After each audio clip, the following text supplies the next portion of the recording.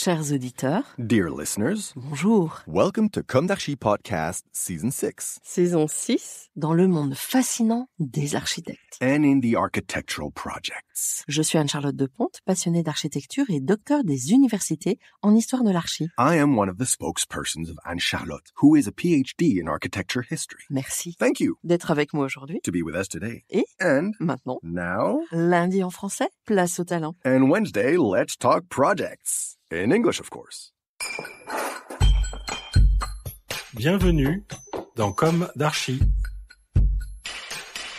Chers auditeurs, ravis de vous retrouver aujourd'hui en compagnie de Nadine Lebeau et Carlo Grispello. Bonjour Nadine, bonjour Carlo.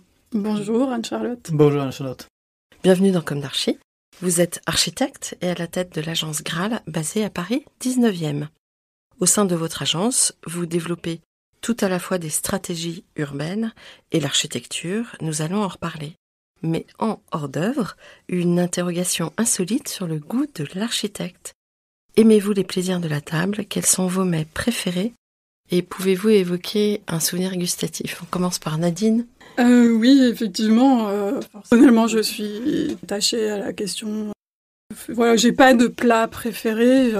J'ai plutôt envie de dire que je pense qu'important, c'est de rester dans les choses essentielles. Et ce qui est assez réjouissant, c'est d'aller à l'origine, de se souvenir quand on cueille un fruit, le goût qu'il a. Et c'est ça qui, je pense, est plus réjouissant. Et je pense que c'est pour tout le monde, c'est pas que pour moi. Voilà, moi, j'ai passé mon enfance à la campagne. Donc, on avait l'année qui était rythmée, en fait, par les cueillettes, par la manière dont on va conserver et transformer les fruits, les légumes, les choses. Donc c'est ça surtout, je pense, qui m'anime dans la nourriture. Les saveurs naturelles. Voilà, et savoir comment on les transforme aussi. Enfin, voilà, moi, je passais mes étés à cueillir les légumes, à faire des bocaux avec mes parents. Voilà, on se retrouvait avec une masse de nourriture et il fallait envisager comment la transformer et comment en profiter toute l'année aussi. Dans quel territoire, si c'est pas indiscret? Moi, je viens de Bourgogne. Voilà. Bon. Avec les vins aussi, j'imagine. C'est ça. Voilà. Je suis de la côte chalonnaise. Voilà. Bon, un beau programme. Voilà. Et vous, Carlo? Écoutez, Anne-Charlotte, moi, je suis d'origine de Naples, mais à différence de toutes les familles napolitaines qui ont des grands-mères, qui cuisinent beaucoup, moi j'ai deux grands-mères qui cuisinaient pas du tout, elles savaient pas du tout cuisiner. Donc j'ai pas du tout le stéréotype de la famille italienne typique, avec la grand-mère qui cuisinait, donc il y avait autre personne qui cuisinait à sa place. Mais je pense surtout ma mère, qu'elle est une grande cuisinière, et mon plat préféré, c'est forcément des pâtes, parce qu'on est obligé. En tout cas, on peut pas passer à travers ça. Et c'est une pâte qui s'appelle la genovese, c'est la génoise, qui est en réalité d'origine de Naples, mais forcément, vu que c'est une ville portuaire et de contamination, et, disons, de tout type, peut-être que c'était un plat venu aussi de Gênes. Et en fait, c'est un plat très simple à faire, c'est des oignons qu'on fait cuire 6, 8, 10 heures, le temps qu'on a, avec du rôti de veau.